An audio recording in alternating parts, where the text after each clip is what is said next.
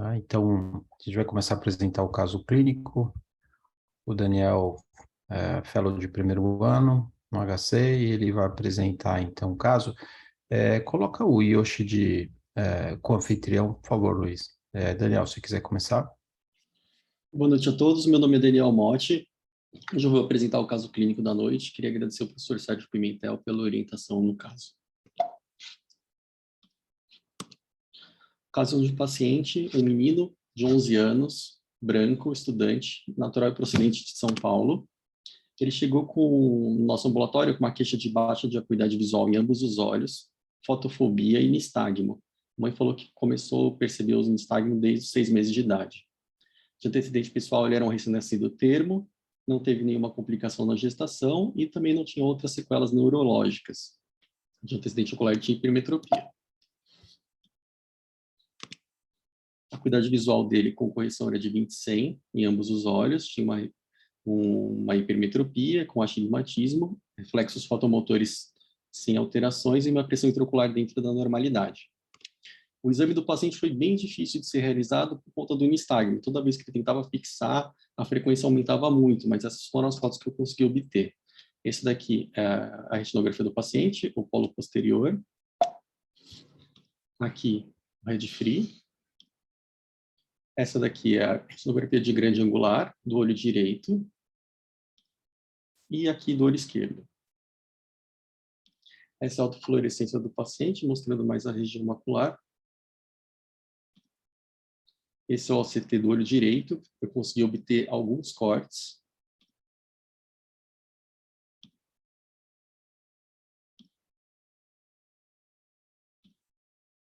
E esse é o do olho esquerdo. E agora um resumo do caso. Um paciente masculino de 11 anos, com uma baixa de acuidade visual já desde o nascimento, uma fotofobia e um nistagmo. Gostaria de abrir agora para hipóteses diagnósticas e conduta. Ótimo. Então, André e Hélio. Olha, então, 20/100 de visão, 11 anos, com nistagmo, provavelmente um nistagmo congênito, né? E com essas, se vocês olharem as retinografias e o OCT, ele tem alterações também, né? Então, como é que vocês colocam esse diagnóstico diferencial e o que vocês fariam para conduzir o caso desse garoto? Ele tem alguma alteração sistêmica, não? Não, ele não tinha Não. nenhuma alteração sistêmica. Tá. Não, acho que assim, a primeira hipótese para um quadro bilateral, paciente novo, seria alguma distrofia retiniana, né? Eu acho que entender se tem alguma alteração sistêmica associada seria importante, né? Para pensar em algum distúrbio de metabolismo, alguma síndrome genética mais sistêmica, né? E eu acho que eu seguiria uma investigação com estudo eletrofisiológico, né, para a gente ver que tem um EPR mais rarefeito no fundo do olho. Não me chamou nenhuma atenção quanto a alguma atrofia de retina externa no OCT, mas talvez um afilamento da retina interna, precisaria ter as análises de medida de espessura. E eu faria um estudo eletrofisiológico e dentro das distrofias retinianas, pensar talvez em amorose congênita de Leber, algo nesse sentido, né, que são pacientes que geralmente têm nistagmo, têm fotofobia, geralmente eles têm aquela questão de comprimir o olho, né, para ter um estímulo luminoso, né, e então um aspecto meio característico da amorose congênita de Leber, mas que não foi nem comentado aí nesse caso, né. Ele tem uma visão muito melhor do que para o Leber, né? Ele tem 20/100 de visão, né? Uhum. Certo? Sim, sim. Mas tudo bem. Quer ver, André? Uma pista, talvez, olha. Veja esses vasos. Você está vendo na foto, no Red Free? Não, aí é a autofluorescência que você colocou aí embaixo, né? Aí você está vendo que os vasos do olho direito, olha, tá vendo a vascularização do olho direito como está alterada? É diferente, o padrão dos vasos, né? Aqui não dá para ver, não sei se é no meu computador, talvez, Daniel, aqui não dê para ver tão bem. No computador dava para ver melhor. Quer ver? Avança um pouquinho. Põe na autofluorescência, vê se... Aí, você tá vendo? Aí dá pra gente ver melhor, talvez. Tá vendo o olho direito? Tem uma configuração diferente, né?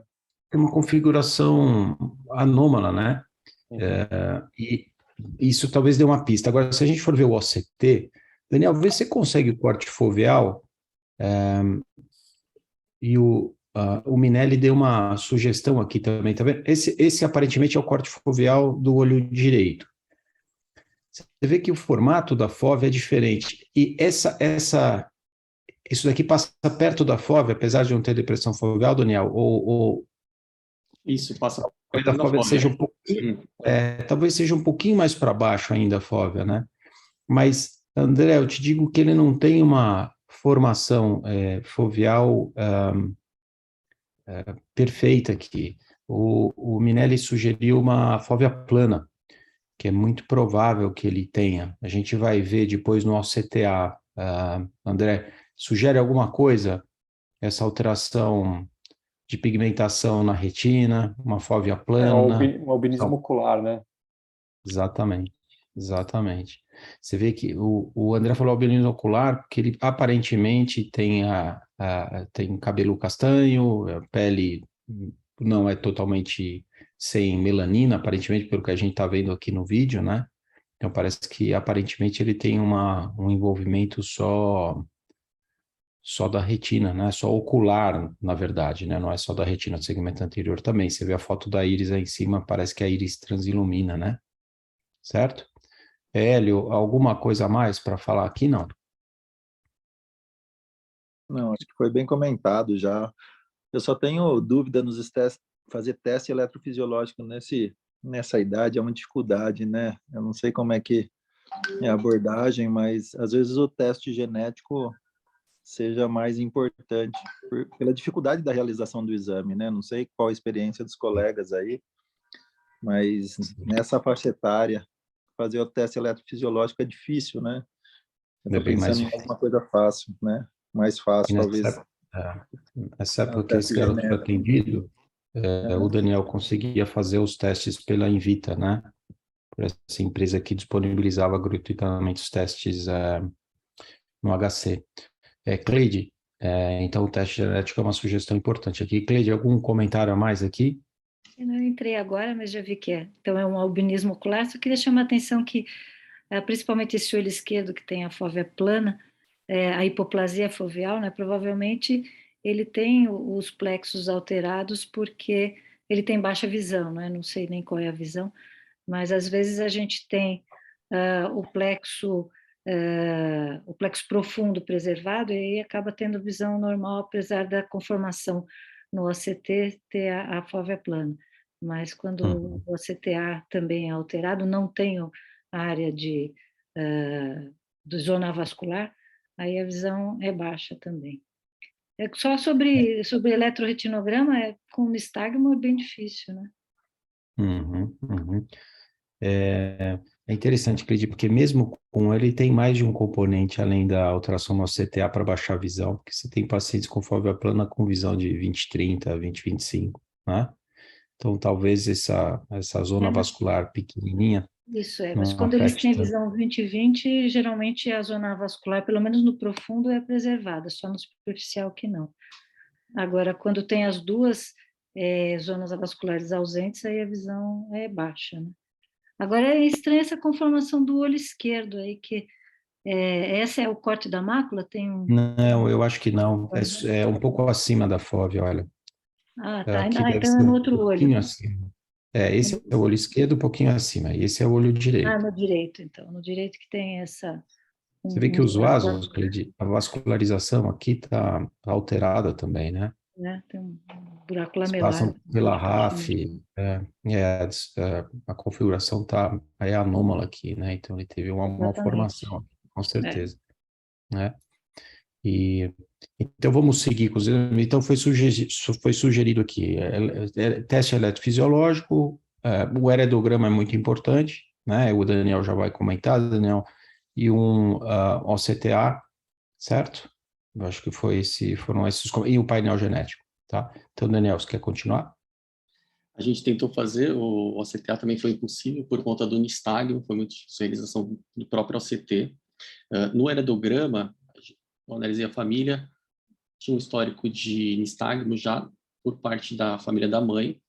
Eu analisei mais ou menos uns 5 membros da família, e o resto ela foi contando que já tinha um nistagmo, que já apresentava, alguns outros membros da família dela apresentavam também uma alteração visual, uma baixa visual. A gente, como sugerido, solicitou o estudo eletrofisiológico, mas ainda não foi feito. O painel genético também foi realizado e a gente encontrou uma mutação, como já da nossa hipótese, de uma mutação ligada ao albinismo ocular e ao nistagmo congênito ligado ao X. A gente encontrou uma mutação no gene GPR143. A gente ficou com essas 2 hipóteses de nistagmo congênito ligado ao X e albinismo ocular. Agora eu vou fazer uma breve revisão sobre albinismo. O albinismo já é estudado já há milênios. Ele sempre chamou muita atenção das pessoas porque uma característica que destaca o animal. Ele tem essa aparência fenotípica branca. É uma condição que é genética e pode afetar qualquer organismo que é pigmentado com melanina.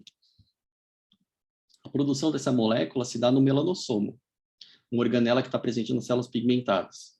Essa via de produção começa com um aminoácido chamado tirosina. Ele é o precursor da melanina, é convertido para dopa pela enzima tirosinase, que por sua vez é convertida para dopaquinona e que se tornará a melanina. A gente tem contato desde muito cedo com o albinismo. Ele é uma doença que desde a época do colégio a gente ouve falar, principalmente quando a gente aprende as leis de Mendel. O professor de biologia fala que os pais carreadores do albinismo, os azões azinho, têm 25% de chance de ter um filho albino também. E os pais que são albinos, azinho, têm 100% de chance de ter um filho albino. Mas como que a gente explica a falta desse caso? Um casal de albinos com os filhos pigmentados normalmente. Isso mesmo. Talvez aquilo que não ensinavam na escola para a gente não esteja totalmente correto. Esse caso da foto é de uma família inglesa onde isso aconteceu. Na Carolina do Norte ocorreu um caso bem semelhante na década de 50. É um relato de caso bem florido que descreve um casal de albinos. Ele apresentava uma pele, a íris e os cabelos bem brancos. Já ela apresentava uma pele, uma íris mais pigmentadas e os cabelos loiros bem clarinhos. Os dois frequentavam a mesma escola e acabaram se apaixonando. Quando eles se casaram, eles foram aconselhados pelos médicos que, caso tivessem um filho, esse também seria albino. O casal, então, decidiu não ter nenhum filho. Mas, depois de 4 anos, aconteceu. A paciente engravidou. E, para surpresa de todo mundo, ela deu à luz a uma menina com uma pigmentação normal. Os médicos e os grandes especialistas da época, então, deram o veredito. Falaram, tem algo errado aí. Vários testes para tentar comprovar que o pai não era o pai foram realizados, mas nenhum chegou a essa conclusão. O pai tinha certeza que os especialistas estavam enganados e já sabia o que estava acontecendo. Ele mesmo disse, está descrito no paper, que a minha esposa provavelmente tem um certo grau de pigmentação. Obviamente, ela tem um tipo de albinismo diferente do meu. Por isso que minha filha é pigmentada. Eu e minha esposa temos doenças diferentes. E ele estava certo. Hoje, a gente já conhece 8 tipos de albinismos oculocutâneos, 2 sindrômicos e 2 puramente oculares. Foram descritos já 22 genes que estão ligados a essa condição. No casal do relato de caso, provavelmente o homem possui o albinismo ocular do tipo 1, óculo cutâneo do tipo 1, onde existe uma completa hipopigmentação. A mutação está no cromossomo 11 e onde fica a tirosinase. Já a esposa provavelmente tinha o tipo 2, com um grau mais elevado de pigmentação. Nessa doença, o que está afetado é o cromossomo 15, que codifica a proteína P. Então, por isso que a criança nasceu mais pigmentada. As crianças nasceram pigmentadas, os dois tinham doenças diferentes. Estavam com mutações em genes que codificam proteínas diferentes. Existe ainda o tipo 3, que afeta principalmente africanos, que apresentam um cabelo um pouco mais ruivo. O tipo 4, que é similar ao tipo 2, e o tipo 5 a 8 são extremamente raros. Outro tipo de albinismo, dessa vez um albinismo sindrômico, é o Hermansky-Pudilak. Também é uma doença bem rara, bem heterogênea, com 10 subtipos. A prevalência estimada é de 1 caso para 1 milhão. Mas em algumas populações a prevalência é extremamente alta, como nos habitantes de Porto Rico, que possui uma prevalência de 1 para 1.800 pessoas. Em algumas regiões lá de Porto Rico, a proporção dos carreadores da mutação é de 1 para 20 pessoas. Nessa doença, o paciente possui um albinismo oculocutâneo associado a plaquetas mal formadas, hemorragias, fibrose pulmonar e colite em alguns casos. Muitos evoluem para transplante pulmonar por conta da fibrose. E essa cirurgia é bem desafiadora em virtude da possibilidade de uma hemorragia maciça no intraoperatório. É um diagnóstico que muitos médicos comem bola, porque vem aquele paciente com albinismo e não perguntam das hemorragias, de alguns outros sintomas sistêmicos, e acabam tratando só da parte oftalmológica, porque desconhecem que o albino pode esconder essa síndrome, que é extremamente grave. O grau do acometimento no fenótipo do paciente vai ser proporcional à importância da mutação na via de produção do pigmento.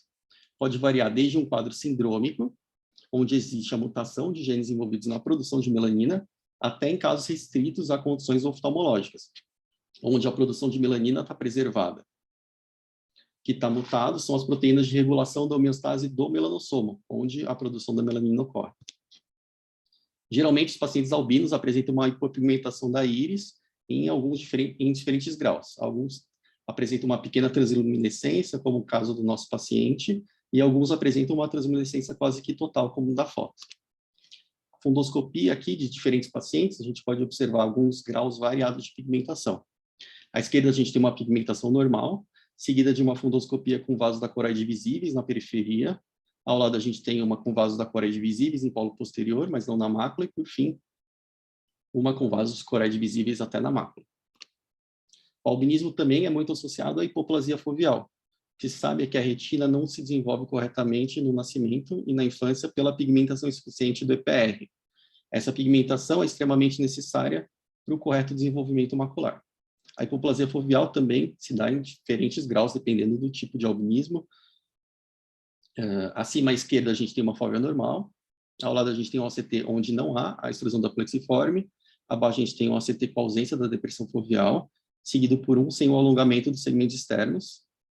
E esse último sem o alongamento da camada nuclear externa. No albinismo, a gente pode observar também a diminuição ou a completa ausência da zona vascular foveal. Alguns estudos apontam que o motivo dessa vascularização anormal seria influenciado por proteínas da via de produção de melanina.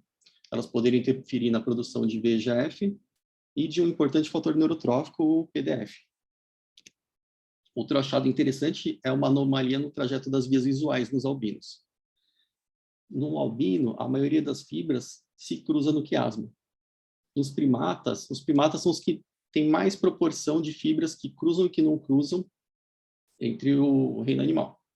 Os roedores são 10% das fibras que não cruzam, o cachorro são mais ou menos uns 20%, o gato uns 30%, e nos primatas é quase 50% e 50% que cruza. Algumas hipóteses sugerem que esse fator é muito importante para a estereopsia e muito útil nas habilidades manuais. Alguns dizem que essa decussação foi essencial para a maioria dos primatas ancestrais que viviam no topo das árvores e tinham que pular de galho em galho e ter uma precisão muito grande no pegar. Senão eles podiam cair e morrer. Essa alteração pode ser observada na eletrofisiologia se a gente solicitar um potencial visual evocado para os nossos pacientes. A gente consegue ver se a quantidade de fibra que decussa e a que não decussa. Agora, falando um pouco sobre o tipo de albinismo do nosso caso, o nosso paciente possui um albinismo ocular, uma doença que é ligada ao cromossomo X, com prevalência de 1 para 60 mil, e é causada por uma mutação no gene GPR143, que está relacionado na homeostase do melanossomo. Quando esse gene está mutado, o melanossomo fica disfuncional, fica menos móvel e aumenta de tamanho, formando um macromelanossomo. Na clínica, a gente observa uma pigmentação normal da pele e do cabelo, embora as biópsias mostrem que existe sim os macromelanosomos também nessas regiões. A íris pode apresentar um certo grau de transluminescência e a gente observa na fundoscopia uma hipopigmentação e a hipoplasia foveal. Além disso, esses pacientes apresentam um nistagmo em diferentes graus. Antigamente, caso o paciente apresentasse achados frustros, uma pigmentação quase que normal, ocular e um nistagmo, ele era encaminhado geralmente para o neurologista, que, tendo uma ressonância magnética normal, diagnosticava esse paciente com um nistagmo congênito. Hoje, com os painéis, a gente está descobrindo que muitos desses pacientes, na verdade, têm albinismo ocular. Esse estudo dinamarquês mostrou que, realizado com mais de 100 crianças com nistagmo infantil, mostrou que grande parte dos nistagmos é causado por doenças oculares. E nessas doenças oculares, mais de 50% são por causas da retina, sendo que o albinismo é a principal causa. O fenômeno interessante do albinismo ocular é de que as mulheres carreadoras da mutação podem apresentar algumas alterações fenotípicas também. Nessa retinografia de uma mulher carreadora da mutação, a gente consegue observar que existe um mosaicismo nas células do EPR, com algumas regiões afetadas e mais hipopigmentadas. Isso ocorre por conta de um fenômeno genético bem interessante, que é a inativação do cromossomo X nas mulheres. Para não ter o dobro dos produtos gênicos em comparação com os homens, nas mulheres existe uma inativação de um dos cromossomos X. Um dos dois cromossomos X é inativado aleatoriamente na embriogênese. E nas mulheres carreadoras da mutação, algumas células terão o gene defeituoso e elas apresentarão alguma dessas áreas mais hipoprômicas por conta disso. Agora, para finalizar, vou falar um pouco do que fazer agora. Você foi lá, diagnosticou seu paciente com doença rara, talvez tenha pedido um painel genético e tem que dar notícia. Eu errei e erro muito ainda nessa parte. No caso da família, do nosso caso clínico mesmo, pedi para a família toda vir e veio também uma criança, o mais novo membro da família, um menino de 1 ano. Fui fazer o FO e soltei, nossa, é albino também. A família ouviu, ficou em choque, foi péssimo. Então, muito cuidado, esteja preparado nessa hora. E é muito bom medir as palavras. Nessas doenças ligadas ao X, uma coisa que eu achei que era bom evitar é falar que tudo veio por conta da família da mãe, que é por causa do X da mulher. Você pode falar também que o pai contribuiu com isso. Ao invés de falar, em vez dele passar um Y, se ele tivesse passado um X, nada disso teria acontecido. Então, dividir a culpa entre os pais é uma boa. Outra técnica que eu acho válida, eu vi a doutora Vera fazendo uma vez, ela não dá o diagnóstico de cara para o paciente, ela prepara a pessoa para receber a notícia. Ela fala, olha, tem uma alteração aqui, faz um retorno breve. Olha, aquela alteração não parece ser benigna, vou solicitar alguns exames. Então, ela dá um tempo para o paciente digerindo a informação. E, se o paciente puder, é interessante, então, marcar vários retornos, alguns retornos, para não deixar o paciente já arrasado nessa primeira consulta.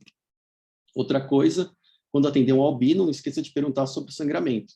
Sangramento gengival, outras alterações sistêmicas. Ele pode ter o Hermansky-Pudilak. O quanto antes ele descobrir o seu diagnóstico sindrômico, melhor. Com certeza ele vai ser melhor manejado. Outra coisa também é mostre que existe uma rede de apoio para o seu paciente, que não é só ele no mundo. Isso foi difícil para uma criança albina na escola. É só ela de albina. Ter contato com outras pessoas com a mesma condição, ouvir suas histórias, os desafios, é muito reconfortante. Ofereça também a melhor correção possível, se necessário, prescreva os óculos filtrantes e auxílios óticos. Para melhorar o nistagmo, existem algumas medicações que podem ser eficazes, dependendo do tipo do nistagmo e da condição do paciente. Essas medicações podem fazer com que o seu paciente ganhe algumas linhas de visão. Para crianças, poucas drogas foram estudadas, mas alguns trials apontam para a efetividade da gabapentina e memantina. Também não se esqueça de encaminhar para o dermatologista, uma vez que o paciente albino tem uma tendência a apresentar uma série de lesões cutâneas. E, se possível, realize o teste genético. Com ele, seu paciente vai ter o diagnóstico definitivo do tipo de albinismo que ele possui. E com a mutação em mãos, ele vai poder se candidatar para participar de algum ensaio clínico da doença. Para albinismo, ontem eu entrei no Clinical Trials, tem somente um recrutando para Hermansky-Pudilak no momento, mas toda hora surge, toda semana surge um trial novo. Outra possibilidade é de oferecer também o diagnóstico genético pré-implantacional. Uma realidade hoje no centro de fertilizações aqui do Brasil. Uma mulher que teve um filho albino, por exemplo, tem 25% de chance de ter outro filho albino se fizer com o mesmo parceiro. Vocês podem escolher implantar um embrião sem a doença.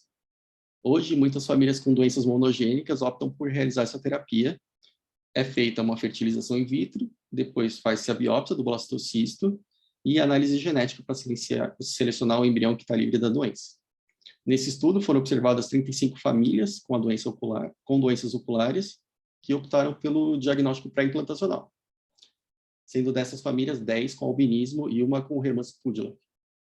18 dessas famílias conseguiram ter uma gestação e as crianças que nasceram eram livres da doença. Esse paper demonstra a importância da gente oferecer para os nossos pacientes todas as possibilidades. Eles podem se programar, prevenir que seus filhos tenham doenças oculares graves e possuem tratamentos muito limitados no momento. Então, se você atender um casal de filho com doença hereditária, e com desejo reprodutivo, vale a pena explicar essa possibilidade e encaminhar para um especialista em reprodução humana. Queria agradecer a todos pela paciência e pela atenção durante a apresentação. Obrigado. Parabéns, Daniel. Excelente, Daniel, parabéns, parabéns. Então, o Daniel fez uma revisão excepcional sobre albinismo ocular, nistagmo congênito. Depois, quem quiser rever essa apresentação, pelo YouTube a gente consegue ver, né? Então, ótimo. Joia, Daniel.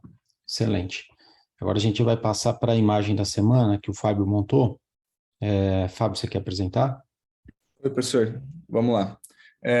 Boa noite, meu nome é Fábio, sou residente do 3º ano aqui do serviço. Gostaria de agradecer primeiramente ao Dr. Sérgio Pimentel pela orientação na apresentação. Bom, a imagem da semana é a seguinte. E o caso clínico é de um paciente do sexo masculino, 30 anos, que veio com queixa de floaters no olho direito há uma semana. No exame oftalmológico apresentava a acuidade visual de 20/20 em ambos os olhos e na biomicroscopia não tinha nenhuma alteração, com a seguinte fundoscopia do olho direito através da retinografia de grande angular. Gostaria de abrir agora para hipóteses diagnósticas. Tá bom. Então, o que está errado nessa foto?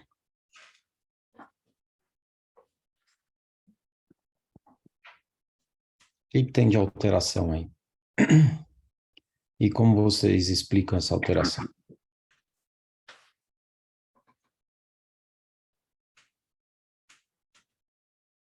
Então, quem quer falar? Cleide, quer comentar? Parece que tem uma ruptura enorme inferior. Então, parece uma ruptura, mas a retina está aplicada, hein? Tem alguma hemorragia também? Uns pontinhos de hemorragia ou não? Tem umas hemorragias no equador. Tem história de trauma?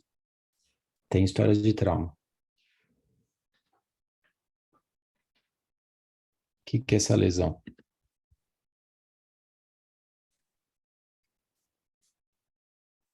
Alguém já viu isso?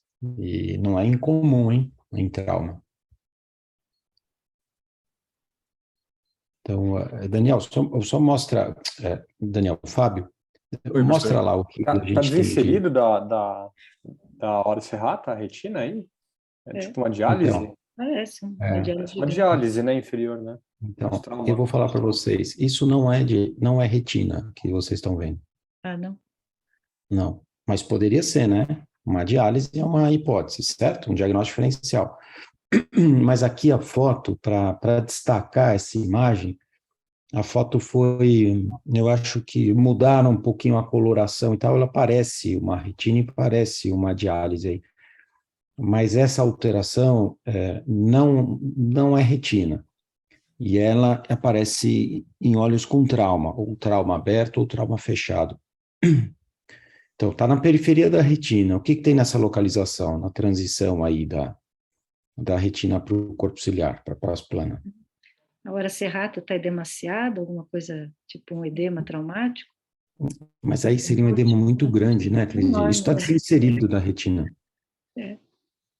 Mas é a hora, alguma atração, não sei. Mas é uma imagem estranha. Então, mas a gente viu no ambulatório um caso igual a esse aí, e o Daniel, o Fábio tentou fazer as fotos, mas as fotos não ficaram tão boas, a gente não conseguiu realçar essa imagem, como estava nesse artigo aí, nessa apresentação. Então, a gente usou essa imagem. Isso acontece em trauma. Alguma coisa soltou aí, né? Se não soltou a retina, o que soltou? Imagina uma expansão equatorial. Diâmetro posterior diminui, né, no impacto. Você tem uma expansão do equador do olho, e a retina pode rasgar aí, certo? Pode formar rupturas, pode formar diálise, pode formar outras rupturas, mas tem uma coisa que pode soltar também, desprender nessa região, na periferia. É a base vítrea. Isso é uma avulsão de base vítrea, que é muito sugestivo de trauma, ou trauma pós-operatório, depois de uma cirurgia você não conseguir está fazendo uma vitrectomia, você não consegue remover completamente o vítreo, fica inserindo e desinserindo o instrumento, você pode ter até, você pode avulsionar uma parte da base vítrea, tá? Mas com a retina Mas colada aí? a Nesse retina está colada, você tem avulsão da base vítrea. Você pode ter descolamento de retina, mas essa imagem que você está vendo, André, não é retina descolada. Isso é a base vítrea solta, avulsionada no local dela, Isso que está tá? enrolado é o vítreo. Quer dizer, É o se vítreo. fizer É o uma vítreo. depressão na É, periferia, a retina está no lugar, só o vítreo levanta. Cleide, você pode ter rupturas associadas a isso, porque você avulsiona e você pode rasgar a retina. Você pode avulsionar e pode ter rupturas na base anterior ou na base posterior dessa avulsão, ou pode formar uma diálise. Mas Uhum. essa imagem não é a retina, essa imagem é a base vítrea que devia estar aderida lá atrás, na retina, Mas mas eu ela está pergunto, se fizer uma avulsionada. depressão aí, a retina vai estar colada, e aí A dá para retina, ver direitinho que é o vítreo que está levantando. Isso. Você pode ter descolamento de retina e rupturas associado a isso. Sim, Mas aqui você tem só a avulsão da base vítrea, certo. tá? Como a gente viu o paciente no ambulatório, você tirou a foto você vai mostrar no final, né, Sim, Fábio? professor, sentei aqui na apresentação. Pode ficar tranquilo. Tá. Aí você E, vai ver, Cleide, que não dá para ver tão bem. Aqui realça muito, porque eles mudaram a cor, mudaram o brilho para realçar essa imagem. Talvez por isso que pareça retina aí, tá? Mas isso é só a base vítrea avulsionada. Então, isso é uma avulsão de base vítrea que é muito, muito sugestivo de trauma ocular. O Fábio vai mostrar as revisões, ele tem uma ou outra patologia, raro, associado com isso, mas isso aqui é quase como se fosse patognomônico de trauma ocular, ou trauma aberto ou trauma fechado. E pode estar associado com outras lesões secundárias ao trauma, tá? Então, aí, bom, hoje o Fábio não vai pagar jantar para ninguém, hein? nesse caso aqui que a gente pegou o artigo, professor, realmente só estava a base vítrea descolada, avulsionada, né? E a retina toda aplicada. O paciente foi somente uma conduta expectante, manteve 20/20 sem nenhuma outra queixa. E foi um trauma contuso com uma bola de cricket. Bom, Tá, dando sequência. pode ir. Anos, desculpa? Quantos tinha? Oi? Quantos anos tinha? 30 anos. 30. É, porque eu ia cair na pegadinha, achar que é uma diálise que o vidro viscoso não ia ter deixado de descolar. Bom, Pegadinha também. dando sequência à revisão, encontrei um estudo publicado por Andrew e colaboradores que levantou dados de pacientes de 1997 a 2005 com um histórico de avulsão da base vítrea documentada, na qual se caracteriza pela separação da retina e do epitélio pigmentado do corpo ciliar da região da base vítrea, sendo o principal mecanismo, quase 90 e poucos por cento, relacionado ao trauma contuso. Dos 98 olhos estudados, se diferenciavam em agudos e crônicos, crônico acima de um mês do quadro. Bom, com a seguinte tabela, o estudo apresentava diferentes etiologias referentes aos quadros agudos, se subdividiu em pacientes vítimas de trauma, no caso com o globo fechado, com achados como laceração palpebral, cicatriz de córnea, ifema, iridodiálise, ciclodiálise, hemorragia vítrea, entre outros achados.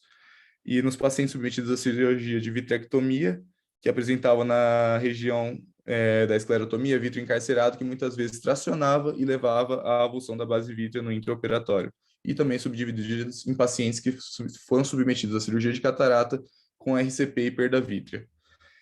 Nos casos crônicos, os pacientes foram subdivididos em pacientes com trauma de globo aberto e também em pacientes cirúrgicos para retirada de corpo estranho intraocular.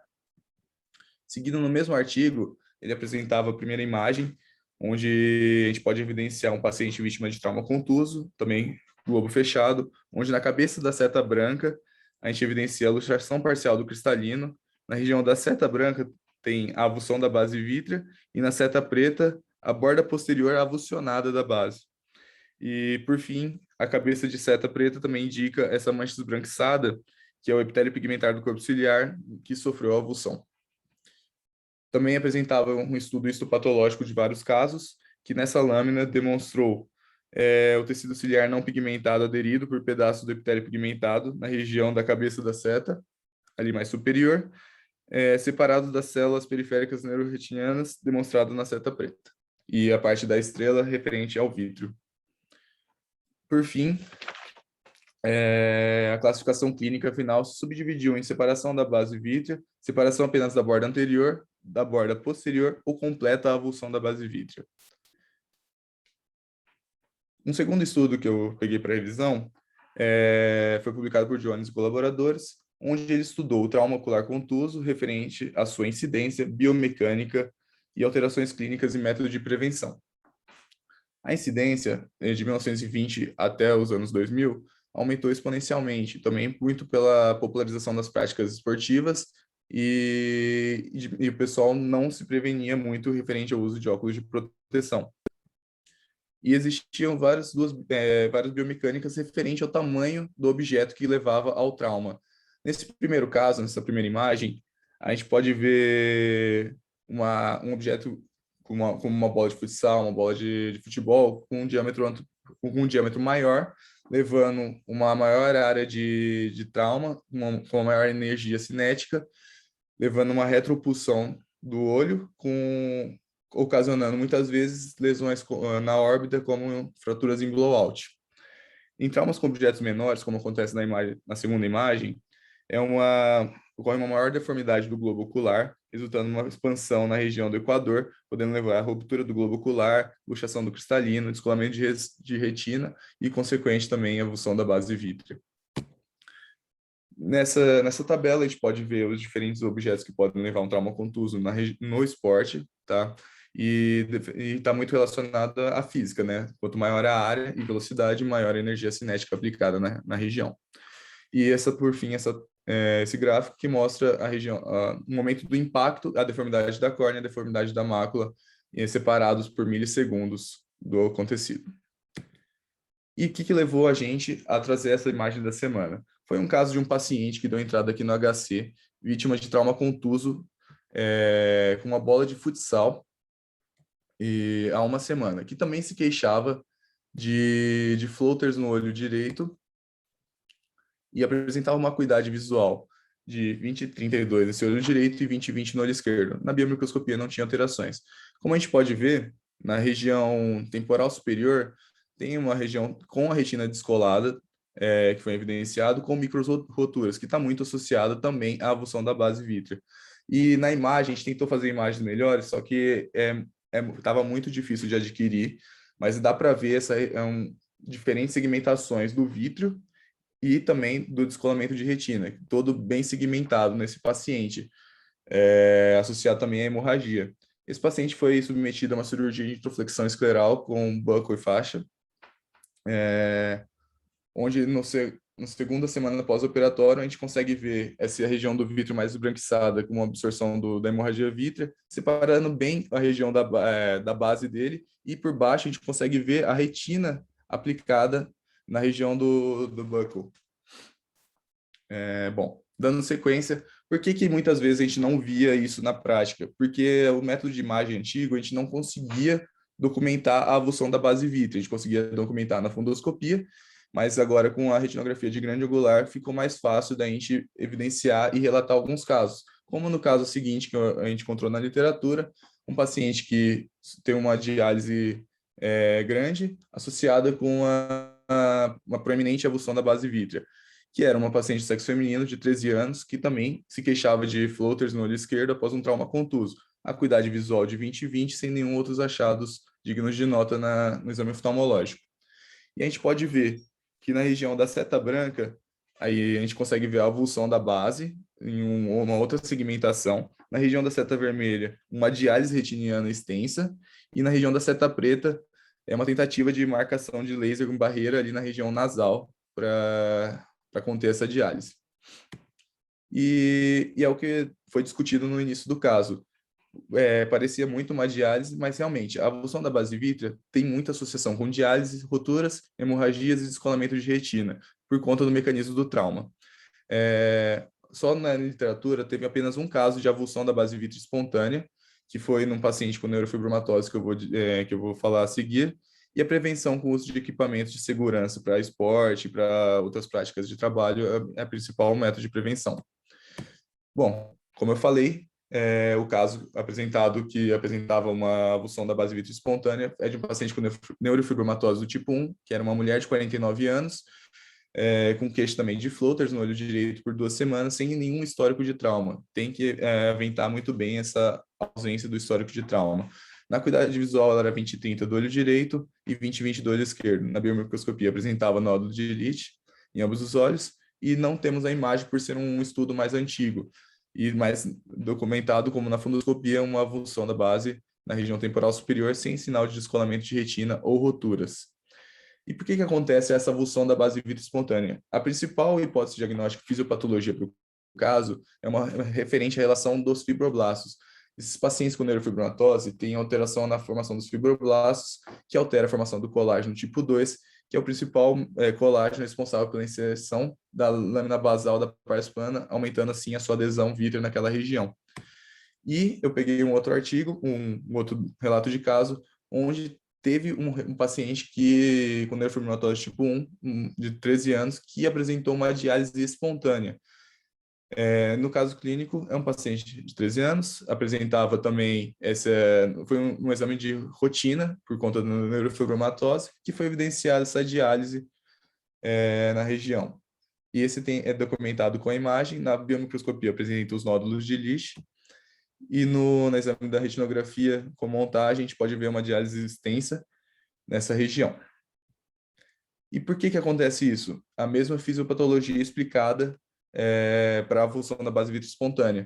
O paciente apresenta um déficit na concentração do fibroblastos e colágenos, acontece um crescimento lento desse fibroblast, uma menor resposta ao fator de crescimento epidérmico, uma produção deficiente do colágeno tipo 2 e uma menor ancoragem nessa região da base vítrea, resultando nessa diálise espontânea do paciente.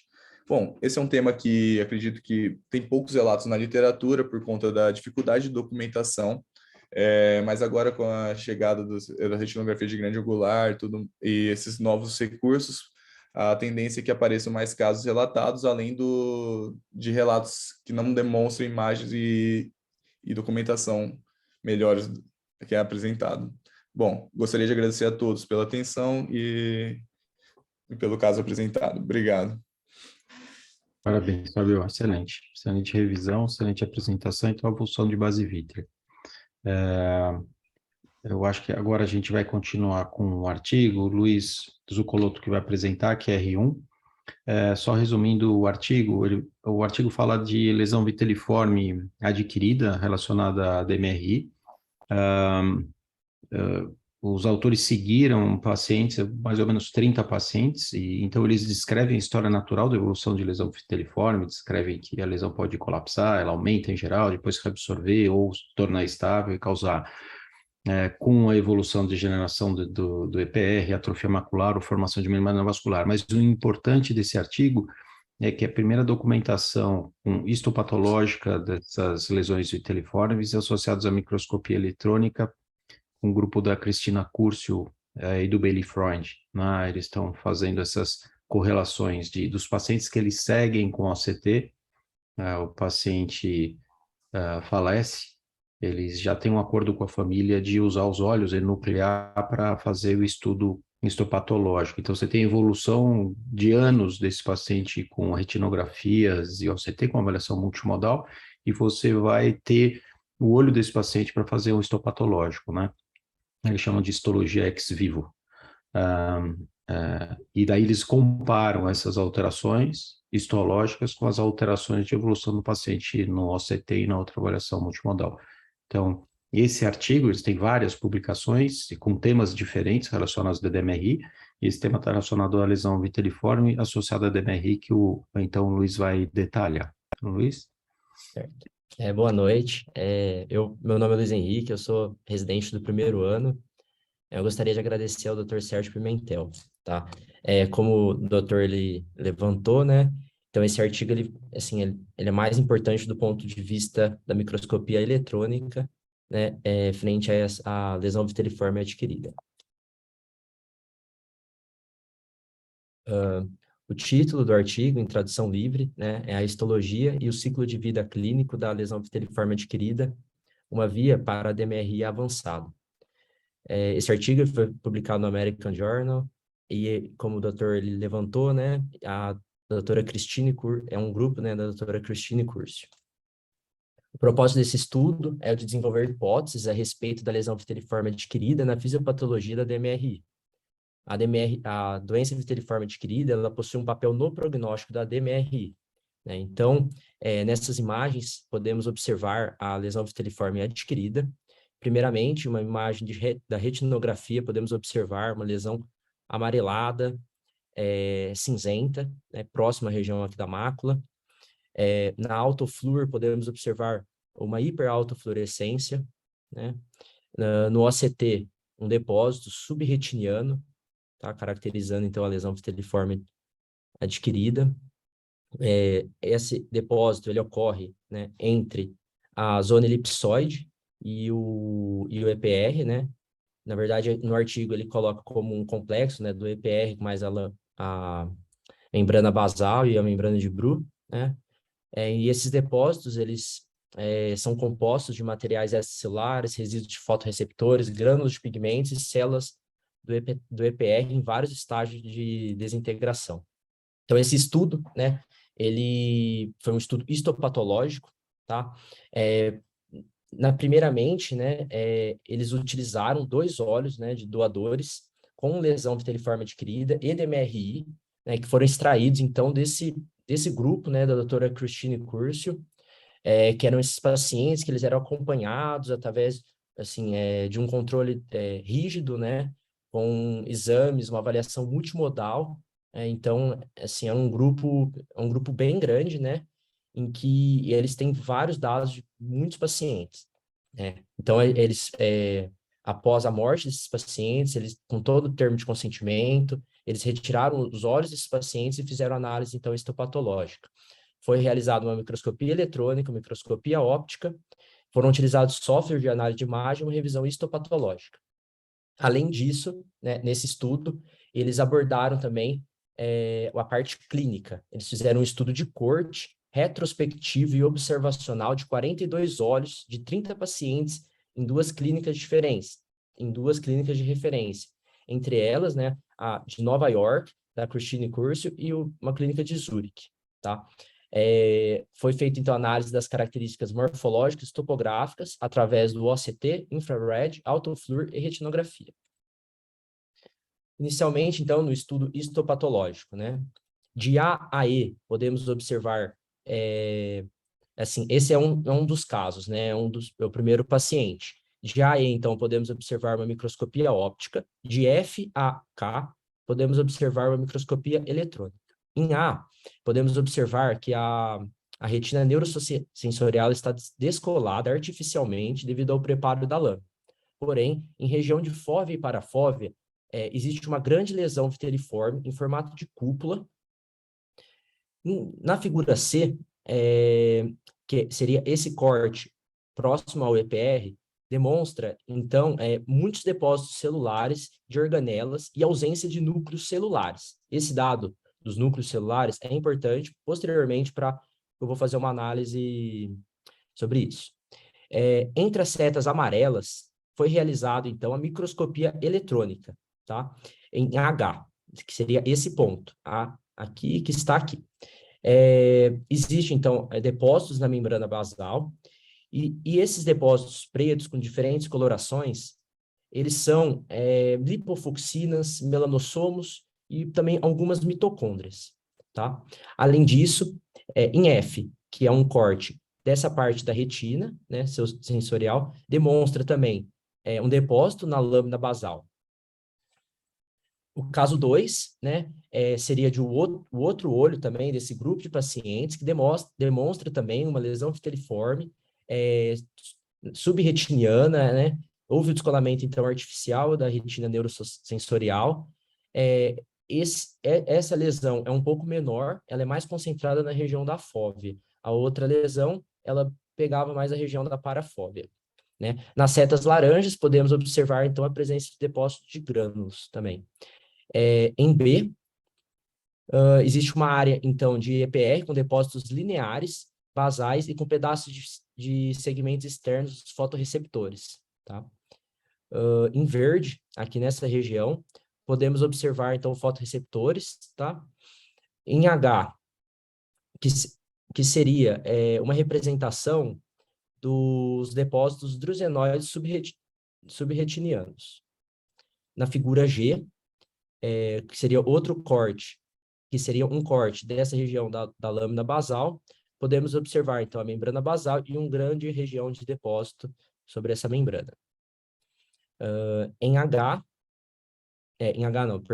L, né, existe aqui a presença de material extracelular heterogêneo, lipofucsina e melanofucsina. Então, demonstrando, né, assim, sintetizando, que seriam depósitos, né, subretinianos, principalmente com depósitos de restos de organelas do EPR, além de lipofucsinas, melanolipofucsinas. Nesse gráfico, ele sintetiza os principais achados, né? Então, 60% dos pacientes possuíam, nessas regiões, né, da lesão viteliforme adquirida, o material floculado, não identificado, né? 10% possuíam segmentos externos dos fotorreceptores e 3% apresentavam grânulos do EPR, né? E aqui demonstra a microscopia eletrônica, né, desses achados. O estudo também, né, ele foi feito um estudo clínico com os 42 pacientes, 30 pacientes e 42 olhos, né? Esse estudo, ele foi um estudo que acompanhou os pacientes, né, e eles observaram a presença de 3 grandes fases da lesão viteliforme adquirida, né, que seria a fase de colapso, a fase estável e a fase de reabsorção, certo? Dos 48 pacientes observados, né, 50% apresentavam a fase de colapso, 40% a fase de estabilidade e 10% a fase de reabsorção. Um dos casos, né, que foi demonstrado no artigo é uma mulher de 77 anos que foi acompanhada durante 111 meses, certo? Nessas imagens podemos observar uma análise multimodal da fase de colapso. Em A, observamos então uma autofluorescência, demonstrando regiões de hiperautofluorescência, até quando a lesão viteliforme ela sofre uma atrofia. Em B, existe uma região na retinografia amarelo-cinzento que vai progredindo de tamanho. Em C, o infrared com aumento da reflectância. Em D, observamos o OCT, né, então a região da lesão viteliforme adquirida, certo? Em D5, que seria após o máximo volume, 66 meses após, observamos uma alteração das camadas da retina neurosensorial, ou seja, ocorreu uma atrofia dessa região. Outro paciente em fase de reabsorção foi acompanhado por 104 meses. Do mesmo modo, uma análise multimodal, então, demonstrando uma lesão com uma média hiperautofluorescência, retinografia, infrared, mostrando lesões puntiformes, e no OCT, pequenas áreas de hiperreflexão, certo? Porém, uma retina mais organizada, 54 meses após o máximo volume, certo? É possível observar que nos 2 casos, ambos apresentavam um volume, assim, um ponto, né, de clímax, de maior volume, certo? O que é compatível com esse gráfico, em que foi analisado, então, um gráfico de área e volume, demonstrando um crescimento linear de área e volume, né? As lesões colapsantes também, elas diminuíram exponencialmente, certo? A partir do máximo volume. Ocorreu uma diminuição de 73% e 95% em 12 de 24 meses, respectivamente, em 2 anos de observação. Os achados no OCT, nesses pacientes do estudo clínico dos 42 olhos, né, demonstraram que 86% possuíam no OCT depósitos drusenoides subretinianos. 60% possuíam drusas e 55% apresentavam atrofia na região da lesão viteliforme adquirida. É importante ressaltar também que 12% apresentavam neovascularização macular após a lesão viteliforme adquirida. Esse gráfico, ele demonstra alguns achados também, conforme conforme a fase da lesão viteliforme aguda, adquirida. A fase de colapso, a fase de estabilidade e a fase de reabsorção. Quase 100% dos casos demonstraram espessamento do EPR e da membrana basal. E a zona elipsoide estava contínua antes da lesão viteliforme aguda e descontínua após em quase 100% dos casos. Dessa forma, o artigo ele demonstra diversas conclusões. Eu listei as 8 principais. Primeiramente, esse estudo, eles confirmaram a evidência de que a lesão viteliforme adquirida na DMRI inclui um depósito extracelular dinâmico entre o fotorreceptor e o EPR, bem como uma degeneração do EPR. Existe uma atrofia que está totalmente ligada às regiões da lesão viteliforme adquirida, principalmente nas lesões de colapso. O espessamento da membrana do EPR, mais membrana basal, mais membrana de Bru, e a presença de fluido subretiniano foram comuns antes da atrofia. Eles demonstraram ainda a evidência de baixa atividade de macrófagos, pelo fato de não haver evidência de núcleos celulares próximos aos depósitos extracelulares, conforme eu demonstrei no primeiro caso. Uma fase de expansão foi comum em todas as lesões viteliformes, seguida por rotas de diversas progressões, sendo a fase de colapso, estabilidade ou reabsorção. A rota de reabsorção gerou menos ruptura do EPR e coroides mais espessas. Após a expansão máxima, as lesões colapsantes geralmente são completamente reabsorvidas em pelo menos 2 anos. E a lesão viteliforme aguda, elas podem pressagiar atrofia, neovascularização macular e degeneração do EPR. Portanto, a lesão viteliforme adquirida, ela faz parte do prognóstico da DMRI. Obrigado. Excelente, Luiz. O Luiz fez uma super revisão do artigo, porque é um artigo denso, difícil de leitura, com muitos termos relacionados à histopatologia, microscopia eletrônica e microscopia óptica, né? Mas a revisão foi excelente, Luiz, parabéns, viu? Super didático, e então Obrigado. Você mostrou a evolução natural, a história natural da lesão viteliforme, da DMRI, e as alterações associadas histopatológicas e o vínculo das associações dessas lesões histopatológicas com o que a gente costuma ver pelo OCT, né? Sim, Então, obrigado, parabéns. doutor. Assim, de fato, é um artigo grande, né, com muitos dados, muitas informações, né, Sim. e foi de grande proveito. Obrigado, doutor. Ótimo, Luiz, excelente. Parabéns. E agora, Luiz, compartilha a tela, e aí o Pedro vai... Você pode compartilhar, Pedro? Isso. Então, Pedro Braga é preceptor da clínica e vai mostrar, então, o caso cirúrgico. Pedro? Obrigado, professor. Então, boa noite a todos. Eu vou apresentar o caso cirúrgico da reunião de hoje.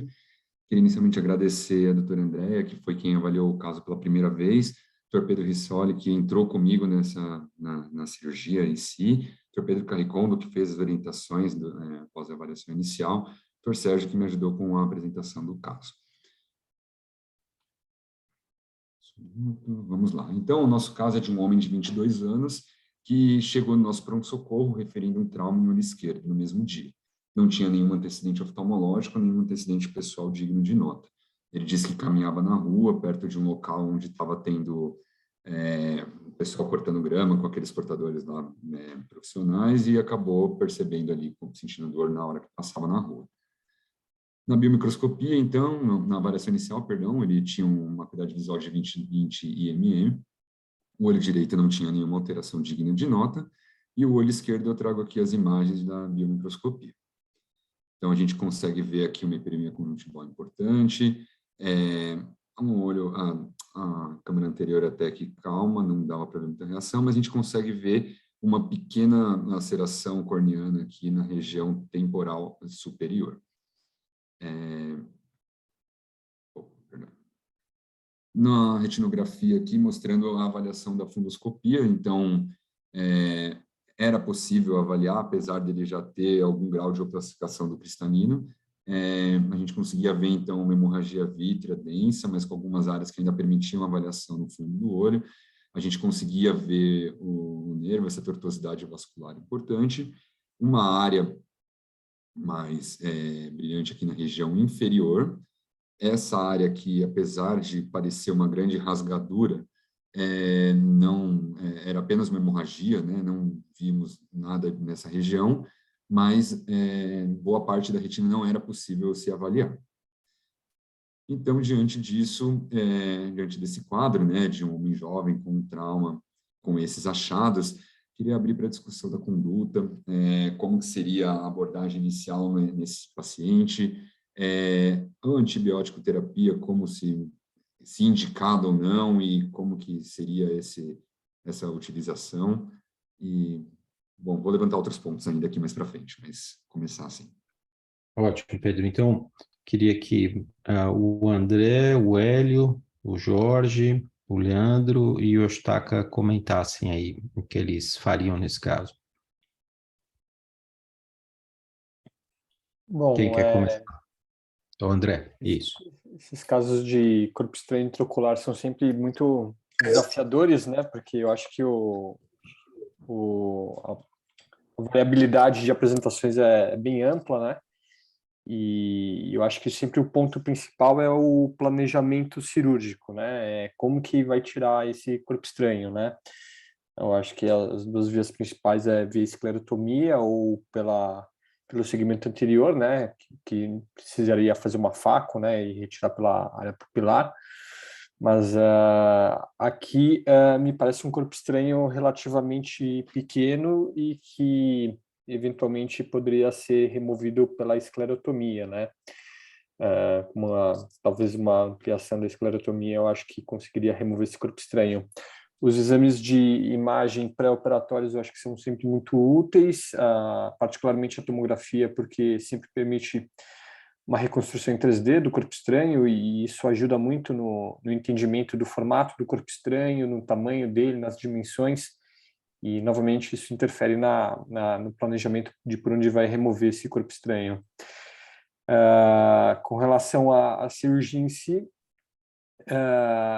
não me pareceu ter lesado cristalino. Pegou cristalino, Pedro?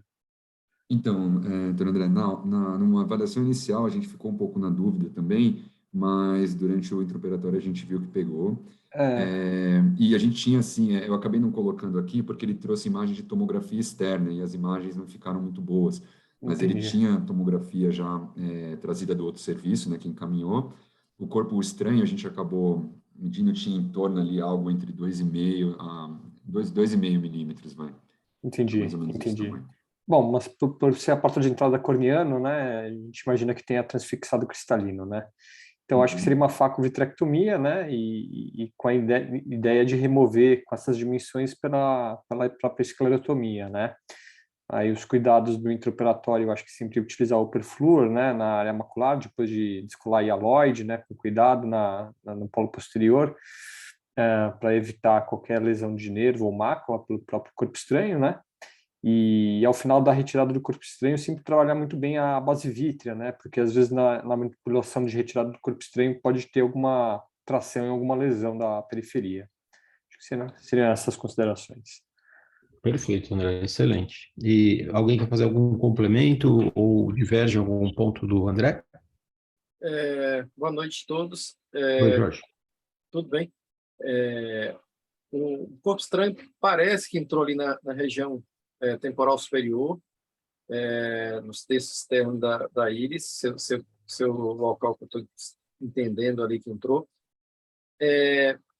Na hora de fazer a faco desse paciente, pode ser que a cápsula posterior se rompa, porque ele deve ter atravessado as cápsula anterior e posterior, e talvez fosse até, se tiver rompido, ser mais fácil até tirar para a câmara anterior esse corpo estranho.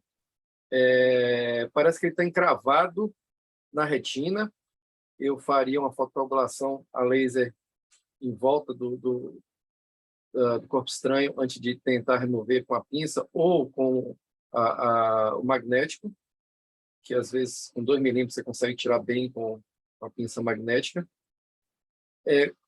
Tirando pela esclerotomia, na hora de tirar, geralmente eu fecho a infusão, porque você vai tentando tirar ali com a pinça, você faz uma abertura maior, e o próprio fluxo de líquido que vai saindo vai empurrando o vítreo também da base, que é uma das formas de você rasgar a base.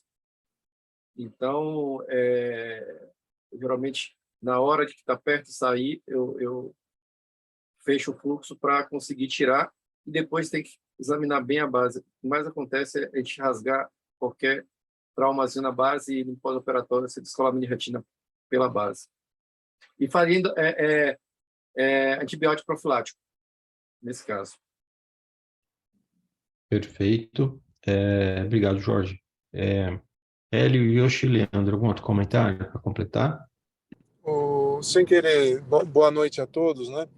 Então, acho que já foi bem colocado pelo André, pelo Jorge. Só uns dados aqui de experiência própria, né? Primeiro que epidemiologicamente, corpo estranho intraocular acontece muito mais em adulto jovem, né? E o que isso significa em termos cirúrgicos? A gente pega uma pessoa que não tinha nada no olho e de repente tem um trauma com um corpo estranho encravado e a hialoide muitas vezes é extremamente aderida. Então, tem que ter bastante atenção para essa hialoide, porque se você deixa a hialoide, isso pode potencialmente contrair no pós-operatório e causar situações bem difíceis. Então, com bastante calma, é uma cirurgia que tem que ter estratégia, né? Com bastante calma, a primeira coisa, após ter fechado o globo, né, feito a faco, tudo, com calma descolar essa hialoide posterior. E vale a pena fazer muito bem a base vítrea, sobretudo da esclerotomia, da onde o corpo estranho vai sair. Porque realmente, às vezes, na própria tração do corpo estranho, então as pinças, tem pinças que têm o corpo mais grosso, tem uma delas que é aquela basket, que o corpo é muito grosso e eventualmente a própria pinça leva a base vítrea, e quando a gente pega o corpo estranho, você teve uma avulsão de base vítrea e uma cirurgia que se complica muito. Então, eu acho que vale muito a pena, sobretudo na esclerotomia, da onde vai tirar o corpo estranho, fazer muito bem a base, ser bastante meticuloso na base. O perfluoro, o André colocou, ele colocou que realmente diminui um pouco a mobilidade, mas infelizmente os corpos estranhos metálicos o perfluoro não segura, então o corpo estranho transfixa o perfluoro. Dá uma certa protegida, mas não é uma protegida total. Antibiótico terapia, eu acho que antibiótico via oral eu faria para todo mundo. Injeção intravítrea, eu só faria se houvesse alguma evidência de endoftalmite, alguma suspeita, grumos, enfim, alguma coisa que fizesse suspeitar o início de endoftalmite para fazer. Considero também legal fazer o laser se você tem uma suspeita de ter tido trauma na área, que nem o Jorge colocou, e o tamponante, eventualmente gás, se tiver uma suspeita de rotura, para dar tempo dessa retina cicatrizar. Mas de resto foi tudo muito bem colocado. Perfeito, Leandro. Ótimo complemento. Hélio, Yoshi? O meu, só quanto às manobras aí, acho que todo mundo comentou bem, acho que sobrou nada para falar, só vou aguardar o comentário do Dr. Yoshitaka aí, que tem larga experiência aí nesses casos aí. Yoshi, sobre eletroímã, você tem alguma opinião? Se essa lesão tem mais ou menos 2,5 milímetros, acho que talvez seja uma lesão grande para você tirar com a eletroímã, mas você quer fazer algum comentário sobre isso, Yoshi?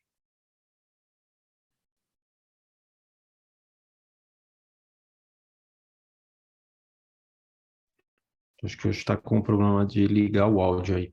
Então, a gente continua. Basicamente, então, Pedro, usaria antibiótico via oral, mas não intravítrio. O importante é a tomografia na avaliação pré-operatória. Importância na cirurgia remover a hialoide.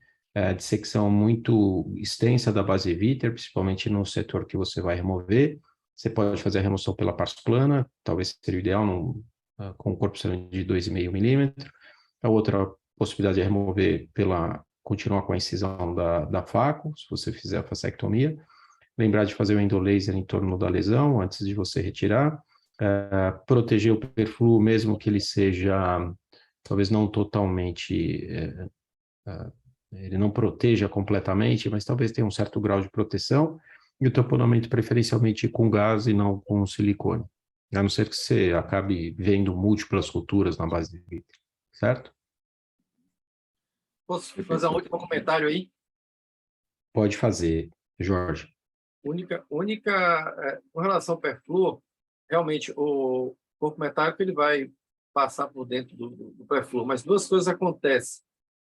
O perfluor, ele, com uma densidade diferente, ele desvia a rota do corpo estranho, quando ele toca no perfluor, e ele desacelera mais do que o fluido. Então, apesar de não proteger 100%, o perfluor realmente tem alguma função. Existe um paper falando sobre isso, sobre o uso de perfluor em trauma metálico, que ele recomendaria o uso de perfluor por esses motivos de diminuição da velocidade e desvio da rota do corpo estranho.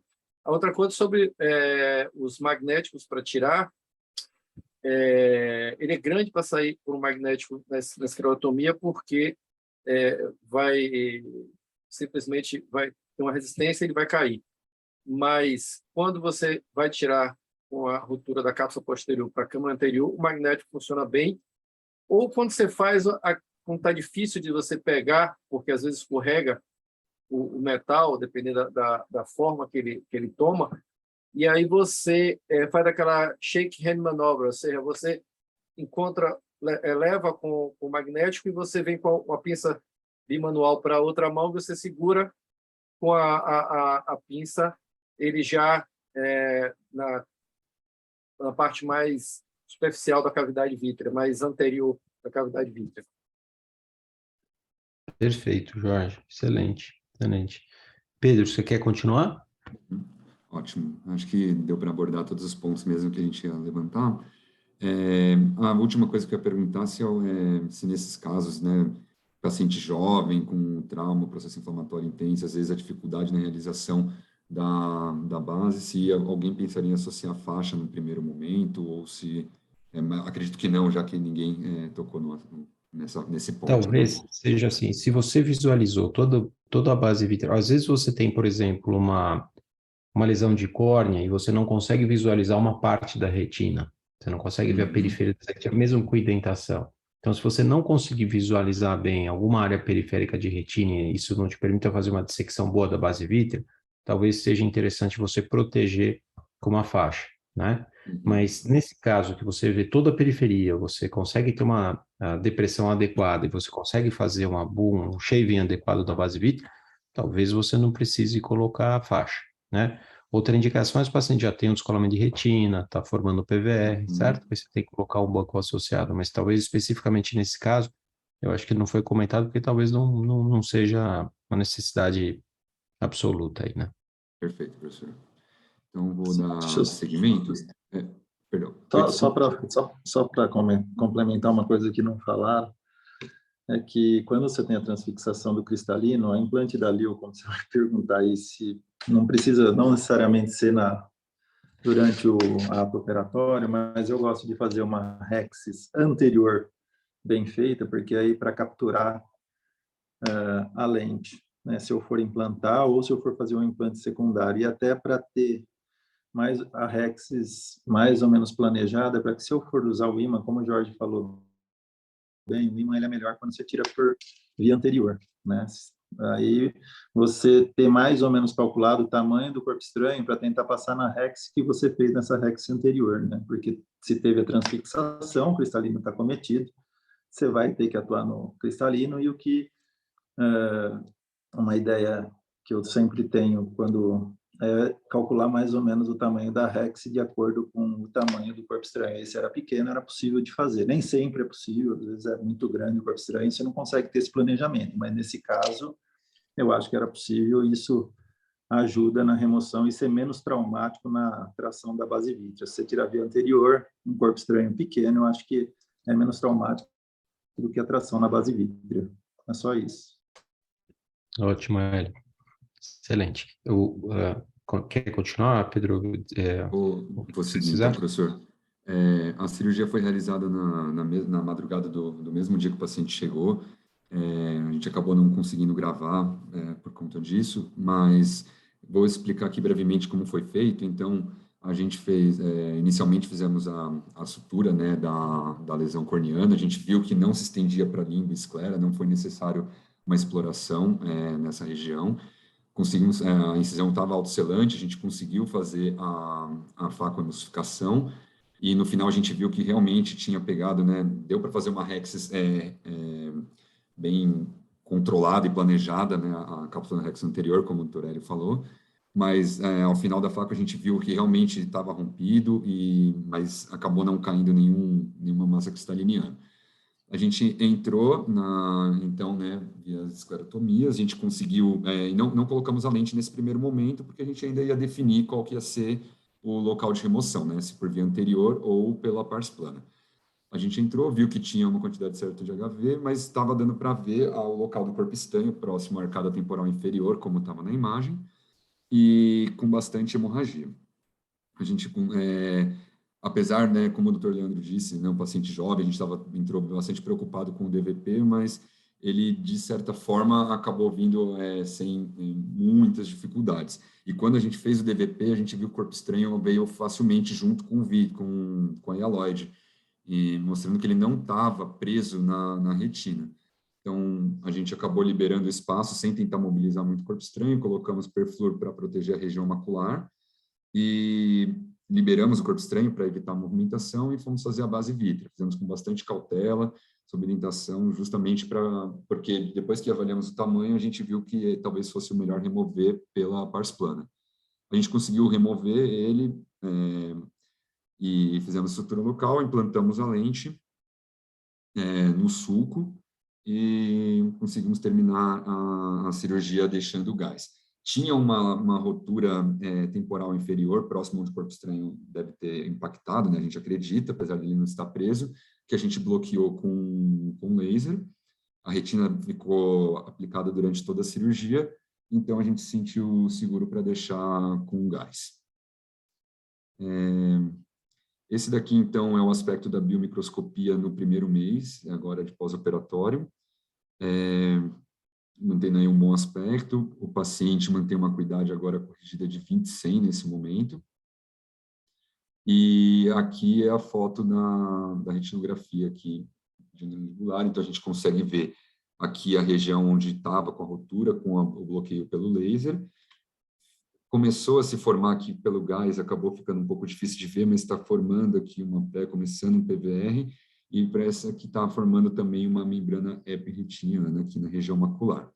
Mas pelas opacidades de meios, a turvação dos meios, foi difícil a documentação do ACT para trazer aqui. E aí vem alguns pontos que eu queria levantar nessa questão também. O corticoide, nesses casos, né, um paciente jovem com um quadro que vai inflamar bastante, propício aí a inflamação intensa, e esse paciente é um paciente ainda grande, né, pesa mais de 100 quilos, a gente deixou com doses altas de corticoides por bastante tempo, eu fui tentando, ele melhorou um pouco da turbação, tentei desmamar, volta a inflamação, a gente voltou a subir as doses de corticoide, a partir do segmento anterior fica um pouco mais controlada, mas na região posterior mantém ainda algum grau de turbação, apesar de um olho calmo, sem dor, sem outras queixas. E se nesses casos a tendência é essa mesmo, a gente manteria por mais tempo, é algo esperado, né, diante de tudo. Pensamos até na possibilidade de remanescente, né, do corpo estranho, mas dá para examinar bem, parece que não tem nada.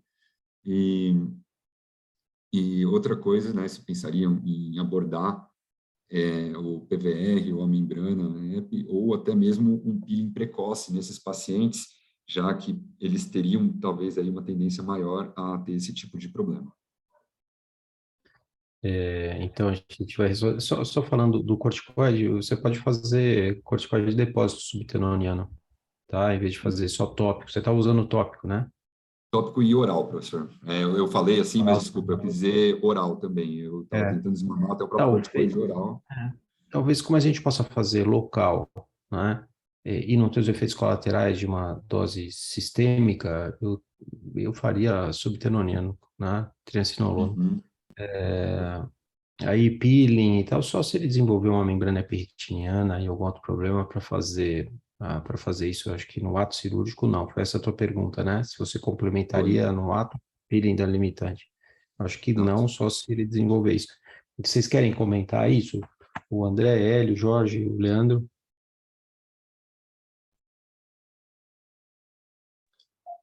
Bom, eu acho que é isso aí mesmo que você comentou. Acho que o peeling você vai fazer, não precisa ter uma abordagem imediata. Já é um paciente jovem, como o Leandro falou, você precisa trabalhar bem, já vai ser difícil para você descolar o vítreo. E eu não me preocuparia em fazer peeling nenhum, não. Eu me preocuparia em só observar e se formar uma membrana e sem urgência, se tiver critério para fazer a cirurgia, e abordaria paciente jovem, né? E o corticoide, como você já comentou, acho que faz parte do tratamento anti-inflamatório. Tem que ser tem que ser tratado com corticoide, tá? E o antibiótico também uso via oral. E lembrar, se for usar antibiótico via oral, se for possível, moxifloxacina, que é que tem melhor penetração, né? No HC a gente não tem, mas se tiver que optar um paciente externo, seria a moxifloxacina, né? O Avalox. Outra coisa, só se você pensa em resíduo de corpo estranho, você pode repetir a tomografia. E aí você consegue identificar fragmentos pequenos, né? Eventualmente até um ultrassom você consegue identificar algum, mas eu acho que é difícil que tenha alguma coisa e essa seja a causa, porque na retinografia a gente consegue ver bem, né? E Jorge, Leandro, André, algum outro comentário aqui sobre essa pergunta? Não, concordo plenamente. Eu jamais vou preocupar em fazer peeling de limitante interna, certo? Só porque o corpo estranho caiu. A chance de fazer um membrana reptiliana, eu não sei estatisticamente, mas não é tão alta. E se tiver, reaborda e tira a membrana reptiliana. Seria mais um tempo, mais um estresse cirúrgico. Acho que retirar o corpo estranho, fazer a faca e tudo mais já é o importante nesse momento. Perfeito. André e Leandro, algum comentário aqui?